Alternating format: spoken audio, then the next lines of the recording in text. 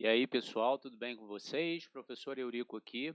Hoje a gente vai dar início à disciplina de medidas e avaliação aqui do curso de Educação Física de licenciatura do Instituto Federal.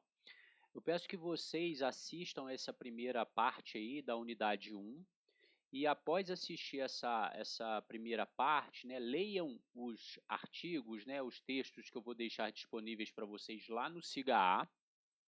E depois de ler esses textos, aí vocês venham aqui na página do YouTube e deixem aí os seus comentários. É importante isso para o registro da frequência de vocês e também para sanar as possíveis dúvidas que vocês tenham. Então, qualquer dúvida que vocês tiveram, tanto quanto ao conteúdo de leitura e textos, né, que forem disponibilizados, e também em relação à aula, deixem aí nos comentários que eu vou voltar aqui e aí eu vou responder essas dúvidas para vocês, tá bom? Bom, então desejo a vocês aí um bom curso, né, uma boa disciplina e vamos começar. Bom, pessoal, então para a gente começar aqui falando um pouquinho de medidas e avaliação, vejam que eu já começo aqui falando em relação aos objetivos que a gente vai ter desse conteúdo. Então, dentre eles está lá entender os conceitos de teste, medida e avaliação e estudando sempre os textos, né, que eu vou deixar disponíveis para vocês. Depois a gente vai distinguir um pouquinho, né, o que são esses critérios de autenticidade científica, né, para quando eu vou escolher um teste a ser aplicado, né, como que eu faço essa escolha, qual é o teste adequado para ser utilizado. Então a gente vai tratar um pouquinho disso na autenticidade científica desses testes, tá? Também vamos aprender a desenvolver os diferentes tipos de avaliação, né? Então vocês vão ver que existem três tipos principais de avaliação a serem feitos, dependendo do contexto que eu for utilizar. Vamos empregar essa avaliação preliminar, classificação de risco, né? Então a gente vai ver todo o processo para se fazer, né? As etapas a se fazerem o processo avaliativo. Reconhecer os componentes da aptidão física, né, já que nós estamos falando aqui de medidas de avaliação em educação física, então a gente vai ver os componentes da aptidão física, né, a gente vai entender como é que a gente reconhece esses componentes e qual a melhor forma de desenvolver os diagnósticos, né, tanto para atividade física quanto para aptidão física, na hora de eu fazer esses testes. E por fim, depois que eu fiz os testes, né, já analisei, já tenho os resultados, as medidas ali, eu vou começar a analisar. Então, eu vou ter um olhar sobre aqueles dados e eu vou começar a ter um julgamento, né, uma forma de entender como que aquilo vai ser utilizado aí durante o meu processo avaliativo e nas tomadas de decisão, tá bom?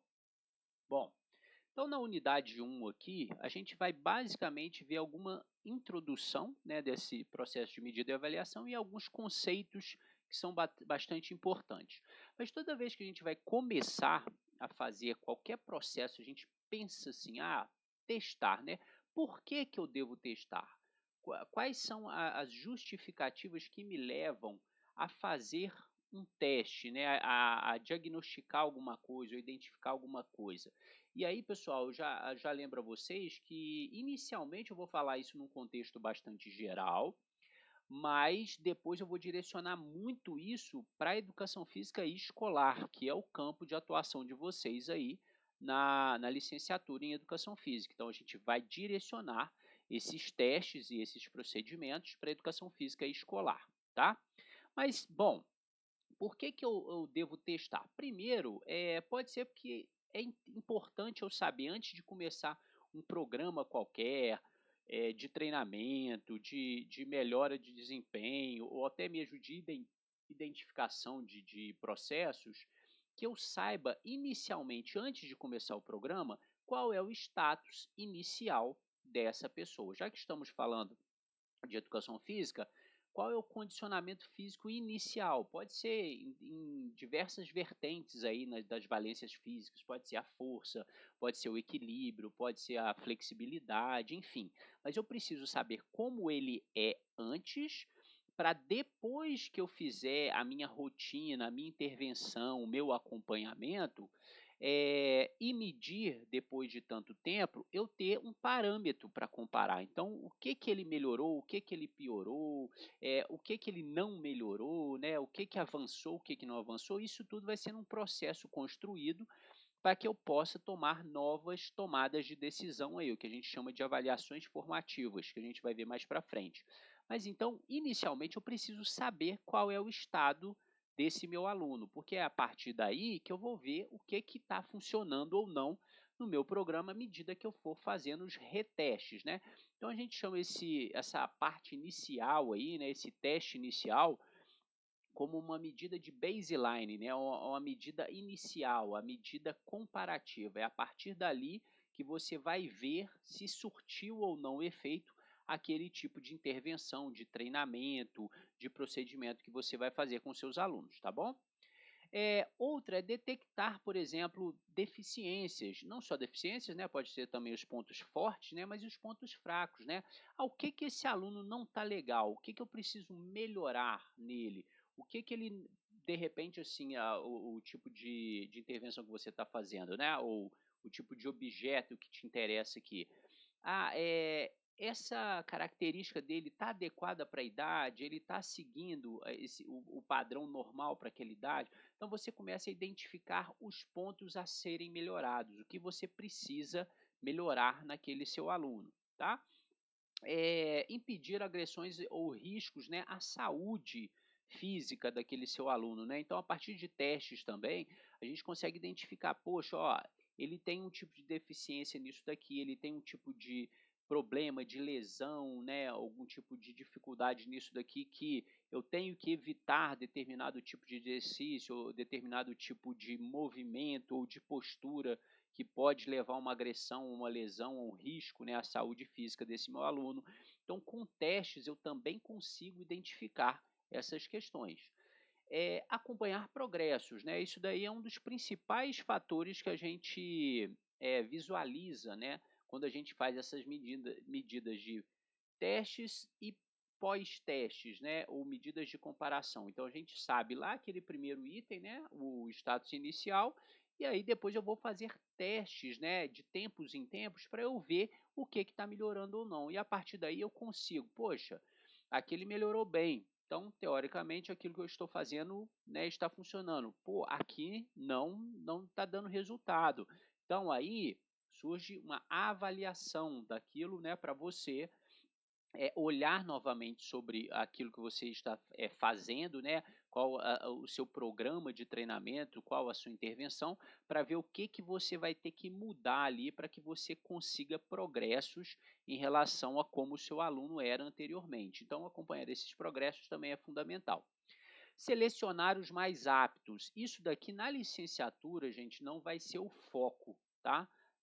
A educação física escolar, ela não visa isso, né? Então, isso daí, inclusive, é uma medida que vai contra os princípios da educação física escolar, né? Na educação física escolar, a gente quer a inclusão, quer a interação, quer a socialização, enfim, a participação, né? O esporte participativo, colaborativo, mas pode ser que lá para o final, né, do ensino médio, quando ele já está lá no terceiro ano, já está entrando, né, em alguns esportes aí que a gente já está indo para a especialização esportiva, pode ser que ali você queira separar. Bom, quem aqui vai dar fruto, né? Vai seguir aí e vai dar certo no esporte competitivo, por exemplo. Então ali você já começa a separar, né, os mais aptos no sentido esportivo da palavra, esportivo no sentido competitivo, tá bom? Então, ali no final do ensino médio, né, quando ele já está chegando nessa idade competitiva, que aí sim já justifica esse tipo de intervenção, né, para grande parte dos esportes, você consegue selecionar. Então, se você tem uma quantidade de alunos ali que teoricamente não treinam nenhuma habilidade específica, né? Eles estão ali mais ou menos numa mesma condição normal, e aí você identifica, poxa, mas esse aluno aqui ele salta muito mais do que os colegas dele, e ele não treina isso, né? Não. Então, aí você já começa a identificar uma característica, de repente, genética, alguma coisa que já predispõe e já traz ele para alguns tipos de esporte que essa valência física aí vai ser importante, tá bom? Além disso, a gente começa a elaborar novos programas, então, como eu falei, eu testei aqui, fiz um programa, testei de novo, pô, não está melhorando, então vou ter que mudar alguma coisa. O que que eu posso mudar aqui no meu programa que não está funcionando e que eu vou ter que dar uma parada nisso daqui para elaborar novos programas, ver o que funcionou, o que não funcionou, para eu dar seguimento. E por fim, gente, desenvolver a pesquisa científica. Quando eu falo aqui de pesquisa científica, toda pesquisa científica, ou quase toda, né, na verdade, mas de praxe, né, a pesquisa experimental, ela envolve testes, né, e geralmente testes objetivos. E aí, vocês vão reparar que aqui, quando eu for falando mais para frente para vocês sobre esses testes, existem testes e testes, existem critérios e critérios. Então, em uma pesquisa científica, é importante que eu tenha cada vez mais critério, autenticidade científica, né? Eu preciso de muito cuidado com aquilo, né? Variações mínimas ali para mim são importantes. O que, de repente, em uma aula de educação física escolar, esse critério não seja tão alto, né? Ele é necessário sim, vocês vão ver, mas pode ser que eu opte por testes que sejam de mais fácil aplicação, testes que me deem uma resposta, né, mais imediata, mais comum ao dia a dia ali no trato do professor, que se eu for fazer um teste com todo o rigor e critério científico aí vai ser difícil eu fazer no ambiente escolar, até por questões de equipamentos disponíveis para isso, né, de material disponível para isso, dinheiro, né, que envolve o custo desses materiais, mas são testes que são ok, né? Eles não são o suprassumo, né, os melhores, os mais fiéis ali, mas para aquilo que eu preciso, ele atende, ele está dentro dos critérios mínimos necessários ali para serem validados, né, como testes viáveis a serem feitos, tá? Depois a gente vai falar isso numa unidade aí mais para frente, mas é importante que vocês se atenham a isso, né? Então, a escolha do teste nem sempre ele está ligado apenas a é o melhor, é o mais caro, é o mais robusto, né, e cientificamente comprovado. Não, às vezes você não precisa disso tudo. Você precisa de que seja algo ágil, fácil, de fácil aplicação, que eu consiga aplicar em ambientes escolares, por exemplo, né, sem muita sofisticação, porém ele tem um critério mínimo para me garantir, né, que eu tenho uma certa confiabilidade naquilo que eu estou fazendo, tá bom? Bom, a partir daí a gente vai entender como que se dá esse processo de avaliação, como que funciona o processo de avaliação. Geralmente, toda vez que você vai fazer um teste, depois você vai ter que ver o resultado desse teste e se debruçar sobre esses resultados para fazer uma avaliação, né, um julgamento, ele passa por alguns passos necessários, né? O primeiro, você tem que identificar muito bem o que você quer medir. Qual o parâmetro que você quer medir? Eu quero medir a massa corporal. Massa corporal é o quê? É massa, né? Matéria. Então, são quilos, né? Então, qual o instrumento que eu posso utilizar aí para medir a massa corporal desses alunos? Então, geralmente, de uma forma bastante simplória, é uma balança, né? Uma balança vai me dar lá, a pessoa vai subir na balança e aí ele vai me dar uma resposta em quilos, né? Então, eu já sei qual é o parâmetro que eu quero medir. Obviamente, a gente vai aprender, assim, alguns protocolos para se medir, para que você tenha uma consistência naquilo que você está fazendo. Um exemplo que eu vou dar é, imagine que você quer ver, né, a longo prazo se um aluno está perdendo peso, né? Então a gente vê hoje em dia a obesidade infantil é um fator bastante preocupante aí, né? Somado, né, não só a alimentação mal regrada e mal feita, mas também a inatividade física cada vez maior dos alunos em função de recursos tecnológicos, por exemplo. Então a gente pode querer ver se um programa de educação física está auxiliando nesse combate à obesidade. E aí você está fazendo lá a medida de massa corporal ou até de IMC, né, uma medida aí também direta para isso. Mas alguns cuidados são necessários, não é simplesmente chegou lá e subiu na balança. você tem que saber, porque como você vai comparar isso, né, ao longo do tempo, então você vai fazer aquela primeira medição para saber como é o status dele hoje, e aí daqui a tantas semanas você vai fazer de novo, e daqui a tantos outros meses você vai fazer de novo, e acompanhar isso em longo prazo, é importante que essas medições, né, esses testes que você faça, né, por mais que seja muito simples, né, subir em uma balança e ver ali, eles tenha algum cuidado específico, né. Então, primeiro, a escolha do instrumento. Eu não posso, por exemplo, chegar e medir o peso do meu aluno hoje numa balança daquelas de banheiro, né, que ele subiu ali e mediu, e aí daqui a tanto tempo eu vou comparar e eu vou medir ele em uma outra balança, né, por exemplo, uma balança de precisão, aquelas, mecânicas, enfim, né, então eu tenho que ter um rigor nesse meu teste, né, eu medir mesmo que seja a mesma pessoa, porém em instrumentos diferentes, pode ser que as respostas sejam diferentes. Até mesmo será que esse instrumento ele está, tarado ali, né, ele está com as medidas certinhas, né, ele está aferido, né, pelos padrões, ele está realmente pesando da forma correta essa balança? Será que ela está roubando para mais, roubando para menos? Isso também é um fator importante. Outros fatores, como por exemplo, hoje o aluno, foi se pesar e ele estava calçando um tênis e na outra vez ele não estava, ou enfim, a gente tem que ter esses controles, né. Então sempre quando a gente trabalha com teste e reteste ou retestes, né, ao longo do tempo, eu tenho que aproximar ao máximo esse ambiente de medida inicial aos demais, então eu tenho que ter esse controle. Então se ele, fez essa medida de massa corporal ali na balança, em uma determinada condição, é importante que essas condições se repitam para que aquele resultado, aquela medida que eu tenha ali, ela seja fiel e não seja em função de outros fatores ali que eu não controlei. A gente vai ver isso mais para frente, controle de erros, tá? Mas então, ó, identificar bem o que eu quero medir. Depois que eu identificar bem aquilo que eu quero medir, eu vou escolher qual é o instrumento que consegue me dar essa resposta, né, fazer essa medição aí de forma precisa ou que atenda às minhas necessidades, né? Aí eu faço a medição em si, né, vou lá e aplico o teste, utilizo o instrumento, faço o protocolo, né, sigo, né, as orientações ali certinhas para que aquilo seja feito.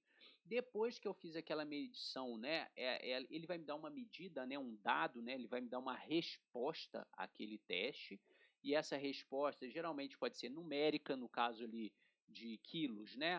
Tantos quilos, 50 quilos, 45 quilos, né? Uma medida numérica, né? Então, é um dado objetivo, paramétrico, né, enfim, ou pode ser quantitativo, né, ou pode ser qualitativo, né, pode ser uma medição que não seja tão objetiva, ela seja mais subjetiva. A gente vai ver isso muito em alguns questionários que são explicados, que eles trabalham não numa escala de razão, né, eles trabalham mais numa escala nominal, né, então ele me dá alguns status, né, de bom, adequado, ruim, alto, baixo, enfim, né, ele trabalha com outros critérios, que não está errado, tá gente, é o tipo de avaliação que você está fazendo, que ou e às vezes que é possível, ser feito, muitas vezes a gente não consegue ter dados quantitativos, a gente tem que ter dados qualitativos, tá bom? E depois que a gente tem isso tudo, aí entra o papel seu como avaliador, a experiência sua, olhar para aqueles dados e saber o que que aqueles dados estão te dizendo, né. Então é o seu processo de julgamento, né. O que que aqueles dados dizem para você? O que que você toma como conclusão? Ele está emagrecendo. Não, ele não está emagrecendo. O tipo de intervenção que eu estou fazendo está funcionando ou não está funcionando, né. Então, isso é importante que vocês tenham, né. Você saber olhar para uma tabela de dados e identificar discrepâncias, né. Às vezes você pega um dado ali, vamos supor que a gente está falando de massa corporal, você viu lá o menino inicialmente está pesando 45 quilos, né. E aí você faz lá, começa uma aula de educação física para ele perder peso e tal, e aí passaram-se 2 semanas e ele 30 quilos. Poxa, será, né, 15 quilos em 2 semanas, né, Será que isso está correto? Então é importante que vocês tenham esse olhar de identificar assim, pô, será que tem alguma coisa errada, né? Vocês têm que, vocês vão ver que os dados, eles geralmente eles seguem padrões, né? Por mais que haja pequenas variações, alguma coisa assim, mas é importante que você tenha esse olhar aguçado, né? De olhar para um dado e falar, pô, tem coisa errada aqui, para você conseguir corrigir, em tempo hábil, né, isso daí vocês vão pegando com a prática, né, à medida que vocês vão testando, vão olhando tabela de dados, vão fazendo análises, vão fazendo julgamentos, vocês começam a identificar as coisas, tá. Então isso tudo aí é um processo de avaliação necessário e, para que ele seja acurado e preciso para o que ele se pretende, tá bem? Bom, agora, quando eu falo teste, medida e avaliação, se você olhar de uma maneira um pouco despretensiosa ali, ou um pouco menos atenta, você, em certa medida, vai achar, poxa, é basicamente a mesma coisa, né? Eu acho que eles são sinônimos, né? Ah, o que que é teste, o que que é medida, o que que é avaliação? Ah, a mesma coisa. E não, né? Não é a mesma coisa.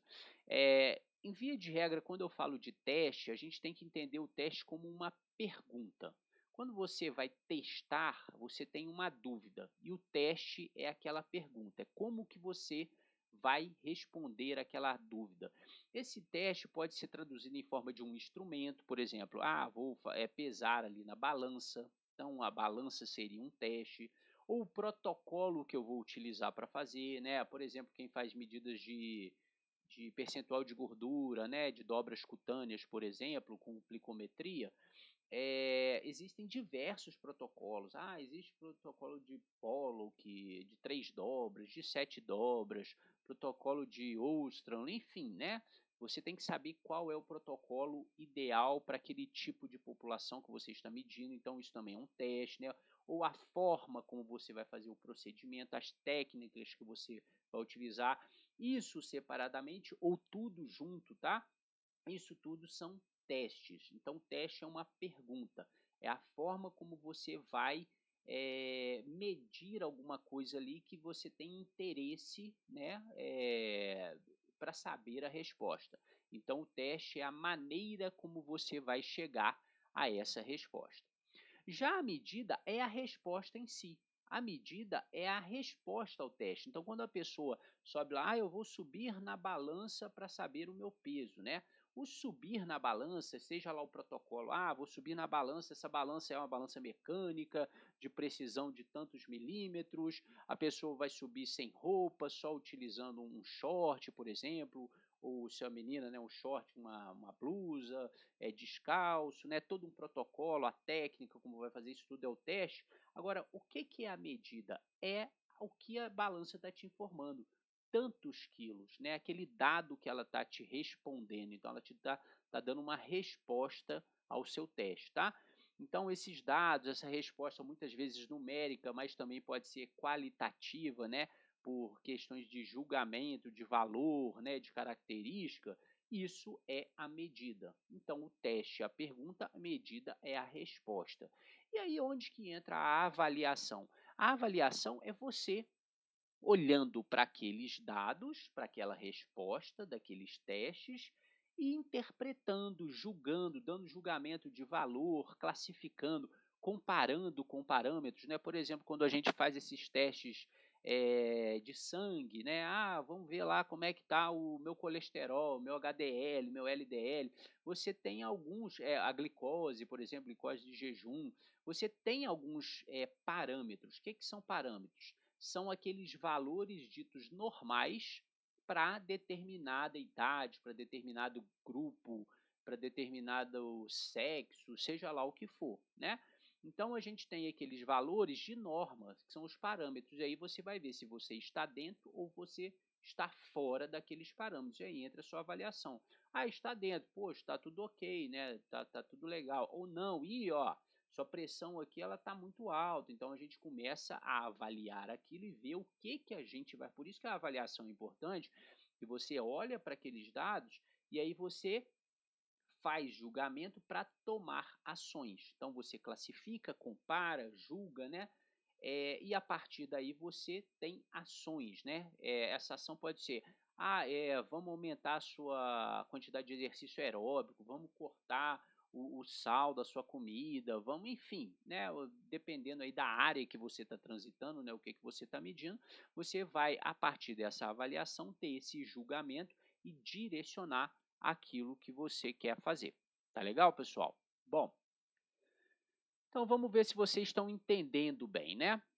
Então, nesse caso aqui, ó, digamos que eu queira medir eu tenho uma turma, tá? Alguns alunos lá, e eu queira ver qual é a altura ali que eles fazem a partir de um salto, utilizando o movimento ali dos braços, né? Então, para isso, eu utilizei ali um aparelho, digamos que esse aparelho ali, né, tem um nome, né? Na verdade, ele tem, eu que me esqueci, mas eu utilizei aquele aparelho qual que é o protocolo que eu utilizo?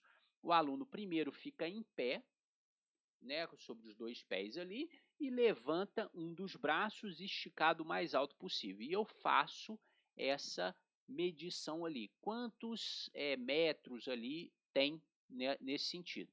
A partir daí, eu vou orientar o aluno a saltar ali de frente para aquele aparelho o mais alto possível e tocar a mão em uma daquelas reguinhas que tem ali, né?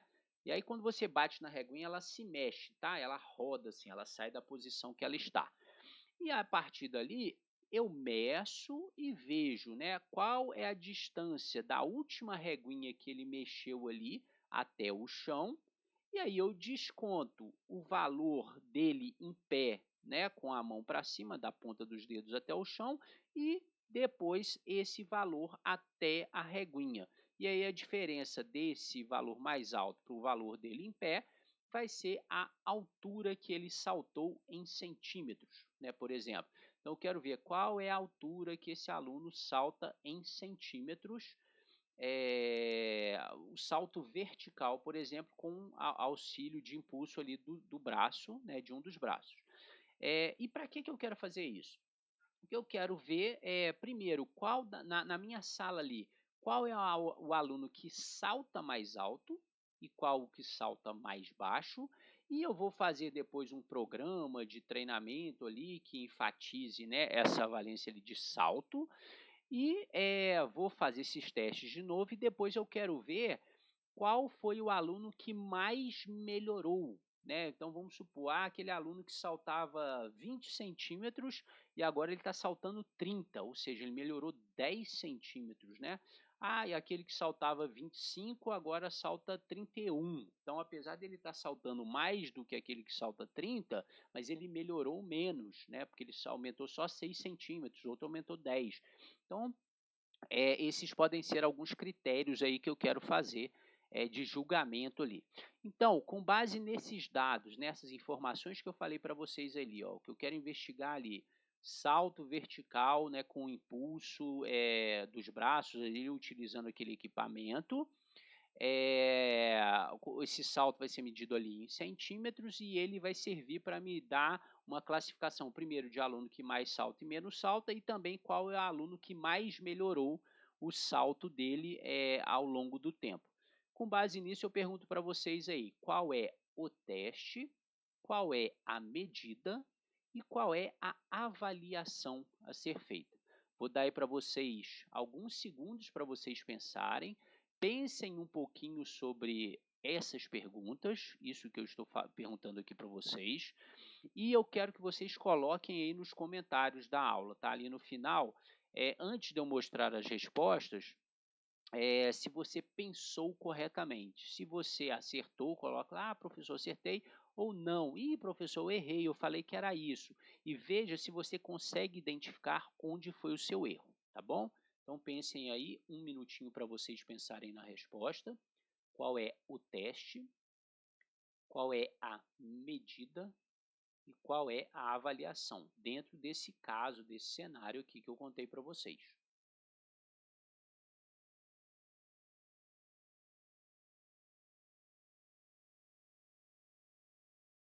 Vamos fazer o seguinte, para a gente não ficar aqui muito tempo, dê uma pausada aí agora no vídeo, pense sobre isso e aí eu vou continuar agora respondendo e aí depois você destrava ali e ver qual que é a resposta, tá bom? Muito bem. Então, aqui estão algumas possibilidades de resposta. O teste ali é um teste de impulsão vertical. Então, o teste que eu fiz, você poderia colocar assim, um teste de impulsão vertical com movimento dos braços, utilizando o instrumento tal, né? Isso tudo está ok, tá? Qual é a medida? A medida é a resposta, gente. Como eu falei para vocês, a medida é em centímetros, né? Então, qual é a medida? É a resposta do salto, a altura do salto em centímetros, tantos centímetros, né? E qual é a avaliação? Eu falei para vocês que a avaliação é eu saber qual é o aluno que salta mais alto, o que salta menos e qual deles melhorou mais ao longo do tempo. Então, aqui vocês têm alguns exemplos, né? O exemplo do aluno A aqui, ó, que inicialmente saltou 28 centímetros e depois de algum tempo saltou 31. Um que saltou inicialmente 26 e depois saltou 33. E um que inicialmente saltou 32 e outro que saltou 34. Então, se a gente for olhar na comparação desse antes e depois, o que teve o pior desempenho foi esse aqui, ó, porque ele saltou menos do que os outros, tá bom? Só que agora, quem melhorou mais? O que melhorou mais foi esse cara aqui, ó, que apesar dele não ter o maior salto, né? A gente tem um coleguinha dele aqui que salta mais que ele, mas ele inicialmente ele saltava só 26, ou seja, ele melhorou 7 centímetros aqui, ó, tá? No salto dele. Ao passo que esse cara aqui, ó, melhorou só 2 centímetros, ó. Ele melhorou menos, inclusive, do que esse daqui com pior desempenho, que melhorou 3 centímetros, tá? Então, tem uma série de avaliações que eu posso fazer aí com esse tipo de teste, tá bom? Mas aí só para ir chamando a atenção de vocês, para vocês identificarem o que é o teste, o que é a medida e qual é a avaliação. Tá legal? Desculpa. Bom, e agora eu preciso entender também o que, por que e como medir, né? O que eu vou medir, por que eu vou medir e como eu vou medir. Então, são perguntas importantes a serem feitas antes de se fazer qualquer teste. Existem diversas respostas possíveis, tá? Dependendo do autor que você estiver utilizando e qual é o rigor que ele está seguindo, pode ter mais ou menos, mas as que eu vou apresentar aqui para vocês são comuns a todos, que é, primeiro, você saber a precisão do seu instrumento. Se o seu instrumento está preciso, se ele é validado e se ele está calibrado corretamente, se esse instrumento que você está utilizando, ele é o melhor instrumento ou o mais adequado diante da sua realidade para medir aquilo ali que você quer medir, tá? Então, a precisão do instrumento é importante. Não adianta nada você fazer, por exemplo, eu vou medir a pressão arterial aqui do fulano, né?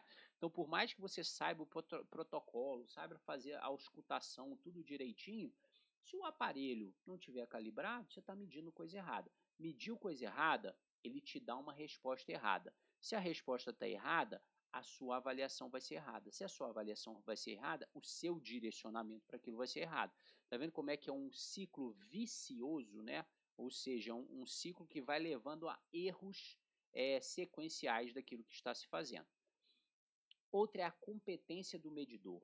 Eu sei medir, eu sou experiente naquilo que eu estou fazendo, eu sei o que eu estou fazendo, porque aí também não adianta nada você ter o melhor equipamento que tem no laboratório mais sofisticado, se você não sabe utilizar adequadamente aquilo. Então, eu vejo, tomando mais uma vez o exemplo da medição da pressão arterial. Quando você está ali fazendo o teste, né, fazendo a medição da pressão arterial, várias pessoas quase, assim, posso estar sendo leviano, né, mas a experiência que eu já tive, inclusive dentro de hospitais ou até mesmo em farmácias, que a pessoa que estava fazendo a medição ali não estava tomando os cuidados devidos para se medir. Mas é por causa da correria, né, precisa mais ou menos, né, não está correto. Se não está correto, você pode estar obtendo dados imprecisos, e esses dados imprecisos vão te levar a julgamentos imprecisos. Julgamentos imprecisos te levam a condutas erradas, né? Então, por isso que é importante o medidor, né, a pessoa que está testando, né, o testador ali, saber e ter proficiência naquilo que está fazendo. E por fim, é o que leva basicamente em consideração os dois primeiros, mas controlar os erros possíveis. Entendam e guardem o que eu vou falar. Toda medição, todo teste, toda vez que você faz um teste, tem um erro embutido naquilo que você está fazendo. Por mais simples que seja o teste, existem erros, tá? Mas o teste é muito simples, Eurico. Eu só fui lá e vi o peso da pessoa, né? Beleza, mas toda vez que você está fazendo uma medição de massa corporal, né? Falando de forma mais adequada, né? Em quilos, e colocou ele lá na balança, se você vai comparar isso, né, um antes e depois, por exemplo, eu medi hoje para daqui a 3 meses ver o que aconteceu com o peso dessa pessoa, se você medir de novo, você vai ver que a resposta nunca é exatamente a mesma. Ela nunca é exatamente a mesma por um somatório de fatores, dentre eles pode ser o sucesso da sua intervenção, mas juntamente ao sucesso da sua intervenção, alguns erros que você não controlou, não tem como controlar ou que não estava atento, né, para tentar controlar esses erros, tá bom? E aí a gente vai tentar entender um pouquinho quais são os tipos de erros que nós temos. Os primeiros, né, que são os erros sistemáticos.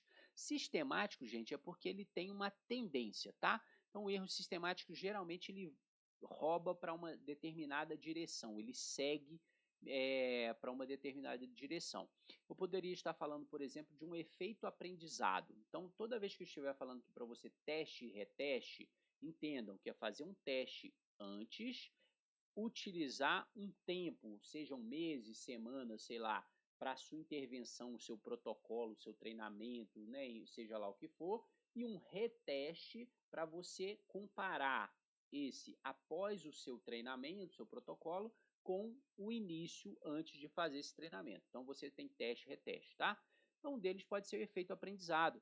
Pode ser que quando você aplicou o teste a primeira vez na pessoa, a pessoa não estava habituada a fazer aquele teste, então ela comete alguns erros, não está tão adaptada, né, e tal. E aí, à medida que ela vai sendo retestada, ela já fica mais confortável e mais eh, familiarizada aquele teste. A palavra é essa, familiarização, tá?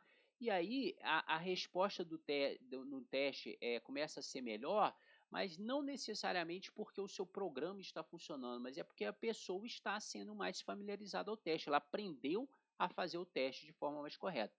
Por isso que é importante, né, principalmente como critério científico, como eu falei para vocês para pesquisa, a gente ter processos de familiarização para a gente ter certeza que a pessoa já está ali totalmente apta e familiarizada aquele teste para que as possíveis melhoras não sejam um efeito aprendizado aquele teste, tá?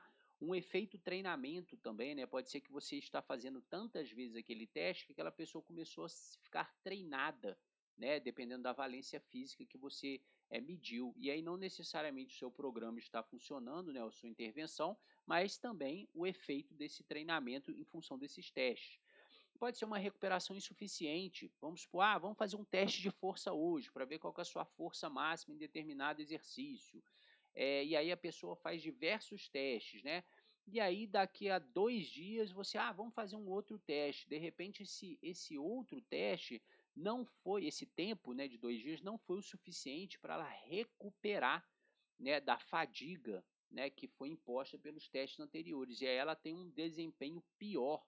E aí esse desempenho pior pode se dar principalmente por causa desse efeito da recuperação insuficiente, da fadiga, né? Além de que, né, pessoal, aspectos motivacionais. Então, por isso que nunca é adequado, principalmente se eu estou falando de controle muito necessário, muito fino, como em pesquisas científicas, né? Se fazer testes em grupo, porque você cria um ambiente de competição. Então, o menino, o coleguinha, está vendo o outro fazendo ali, ele quer fazer melhor do que ele e tal, e aí que cria aquele ambiente de competição, que de repente se você estivesse num ambiente controlado e ele sozinho, ele não teria esse efeito aí durante o processo, tá? E o erro do instrumento, né, gente? Então, o erro sistemático no caso do instrumento, neste caso aqui, esse erro do instrumento, ele não necessariamente é só sistemático. Eu vou falar do erro randômico, né, ou aleatório, que também pode ser, tá? Mas o erro sistemático nesse caso, vamos supor, no caso da balança que eu estava falando, né? Na hora dele pesar lá, saber quantos quilos, vamos supor que eu não saiba, mas essa balança, ela não está taradinha, né? Ela está roubando ali sempre 2 quilos a mais. Então a pessoa subiu na balança, ela pesou 42, mas na verdade ela pesa 40. Ou aquele que pesou 37, na verdade pesa 35. Então essa balança está sempre roubando para mais. Por isso que é importante, né? Às vezes eu sabendo disso, eu consigo de certa forma fazer um controle, né? Ah, eu sei que a pessoa subiu ali, vai dar 42, mas eu vou colocar 40, porque eu sei que o erro ali da balança são 2 quilos. Então você está fazendo um ajuste ali para tentar tirar esse erro esse tipo de erro sistemático.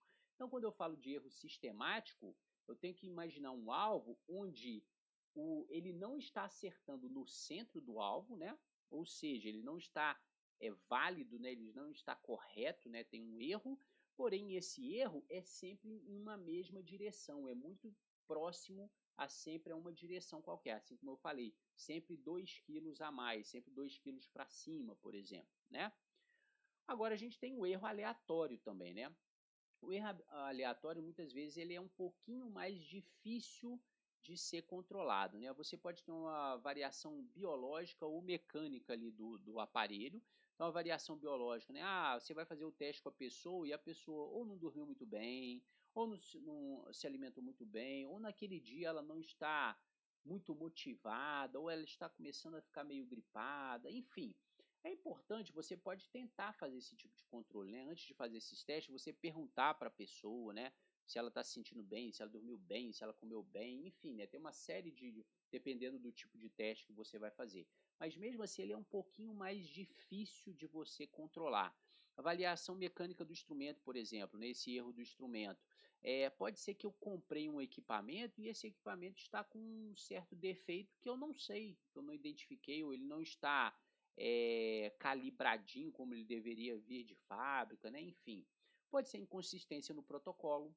O que é o protocolo? Ah, eu pesei e o protocolo diz para que a pessoa tem que subir descalço na balança. E aí eu me esqueci e ela subiu de tênis, né? Então tem que ficar ligado nesses erros, né? Protocolos a serem seguidos. Ou outro erro de protocolo. Ah, eu estou medindo o percentual de gordura aqui de uma senhora idosa, utilizando o protocolo de 7 dobras cutâneas lá de Pólico. Porém, esse protocolo ele foi criado para nadadores do sexo masculino, ou seja, atletas. Então, eu estou utilizando um, um protocolo em uma pessoa errada. Então, a gente tem que ficar atento a isso. Existem protocolos para crianças, para adolescentes, para obesos, para enfim, dependendo da condição, você tem que adequar o melhor protocolo ali. A inexperiência do testador, pode ser que aquela pessoa não seja tão experiente em testar assim, ou não esteja tão atenta. Então, o ambiente de testagem, gente, tem que ser um ambiente muito controlado, muito focado, não pode ter muita conversa, muita bagunça, muita brincadeira, porque você vai se distrair. Se você se distrair, você comete erros aleatórios ali, que depois, né, na resposta, ele vai te dar alguns dados ali, né, não muito fiéis, que vão levar aquele ciclo vicioso que eu falei para vocês. Ou você não faz muitas medições, né? De praxe se utiliza pelo menos fazer 3 medições e se tirar uma média delas ali, né? Para você utilizar um parâmetro, um valor central ali, porque como eu falei, por mais que você meça a mesma pessoa, né, várias vezes num protocolo simples, dependendo da sensibilidade ali do aparelho, você nunca vai fazer uma medida exatamente igual. Ah, eu vou medir a estatura da pessoa. Você vai lá e mede uma vez, dá um tempinho, mede de novo, você vai ver que dificilmente vai dar exatamente o mesmo valor. Pode ser que numa pessoa respirou um pouquinho mais, ficou mais alta, ou os pés estavam um pouquinho mais afastados. Enfim, o erro existe. O importante é você saber qual é o seu erro. Depois a gente vai falar disso, tá bom? Então, quando a gente fala de erro aleatório, gente, ele acontece, mais difícil de controlar, e ele é aleatório por quê? Porque ele não segue um padrão, ele não é sistemático, né? Ele pode ser para qualquer direção, né? Em qualquer função. Então, pode ser que você erre para mais, depois erre para menos, depois não erre, ou depois, enfim, né? Ele não tem um padrão assim como o erro sistemático, como eu falei para vocês, né? Como, por exemplo, no efeito aprendizado, em que a pessoa só vai melhorando, ou no efeito que tem da fadiga, ou do cansaço, ou da baixa recuperação, que ele vai só piorando, ou de uma balança que está roubando sempre 2 quilos para mais, né? Enfim, o erro aleatório ele não segue um padrão, tá bom?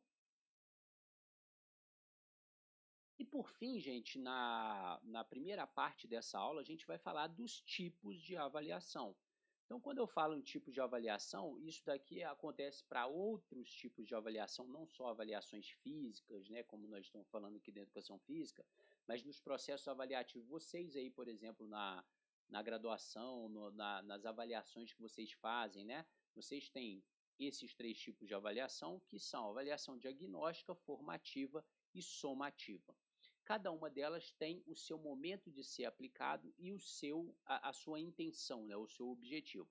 A avaliação diagnóstica, né, o nome já fala, é para fazer um diagnóstico prévio. Ela é dada no início do programa. Então, antes de começar qualquer coisa, ela é colocada ali para quê? Para você entender como que está o atual estado ali daquelas pessoas ou daqueles seus alunos. Então, vou fazer uma medida diagnóstica aqui de velocidade, teste de velocidade. Aí você vai colocar eles para correr ali logo já no primeiro dia de aula para você saber se eles estão correndo muito, se estão correndo pouco, se eles são muito diferentes, se tem alunos que correm muito, tem alunos que correm muito pouco. Então você vai fazer um diagnóstico geral, como é que a turma está em relação a esse quesito, né? Então ali você identifica pontos fortes, pontos fracos, né? E isso vai te auxiliando no planejamento. Se você vê, o pessoal aqui não está correndo muito bem, então você já sabe que aquilo é uma valência que você vai ter que trabalhar. Mas de repente, saltando, eles estão saltando bem, então não preciso me dedicar tanto a esse tipo de valência. Depois vem a avaliação formativa. A avaliação formativa, ela é multidirecional, ela é feita durante todo o processo e ela em determinados momentos vai sendo feito para você vendo, acompanhando, né, os pequenos progressos e tendo aquela possibilidade de mudar se algo não está acontecendo, para você não esperar acabar o programa inteiro. Vamos supor, vamos passar ali 5 meses de aula, né? Se você fizer uma avaliação só diagnóstica no início e depois fizer a somativa no final para ver se melhorou ou não o seu teste, você perde a oportunidade de repente, a cada mês, fazer uma avaliação ali só para ver, pô, eles estão respondendo, não estão respondendo, está melhorando, não está melhorando, para você poder ir ali no meio do processo e ir adaptando o seu protocolo e fazendo as modificações necessárias ali para que seus alunos, né, progridam ali, né, então, ou você replaneja aquilo que você está fazendo. E por fim, a avaliação somativa. Essa é a final, geralmente ela tem uma função classificatória. Então, no caso de vocês, por exemplo, seriam as provas, né, propriamente dita. Aqui comigo, né, eu costumo fazer muito com vocês essa avaliação formativa por meio daquelas perguntinhas que eu coloco ao final da aula, né? Então vocês fazem aqueles quizzes, né, de resposta e tal, para ver como é que vocês estão ali. Geralmente o primeiro é para fazer um diagnóstico, depois eu vou acompanhando vocês ao longo do tempo para ver como é que tá. E a somativa seria o que? A prova de verdade, valendo ponto, aquela que é classificatória, aquela que tem um objetivo traçado, aquela que vai te comparar, né, com outros, aquela que você vai ser ou não vai ser aprovado, né? E, em geral, ela indica uma evolução geral que você alcançou aí durante esse processo. Tá bom, gente? Bom, para a gente não esticar demais essa aula, né, vocês não ficarem cansados aí, essa primeira parte termina aqui, e aí eu vou continuar a segunda parte dessa unidade 1 na próxima aula. Vou deixar disponibilizado para vocês alguns textos, né, peço então que vocês leiam esses textos, lembrem-se, né, assistam a aula, leiam os textos e depois façam aqueles comentários que eu falei ali para vocês, aqui nos comentários do YouTube e deixem suas dúvidas aqui para que eu possa responder para vocês também, tá bom? Bom, pessoal, então espero que vocês tenham gostado aí dessa primeira aula. Um abraço para todo mundo, até mais, valeu!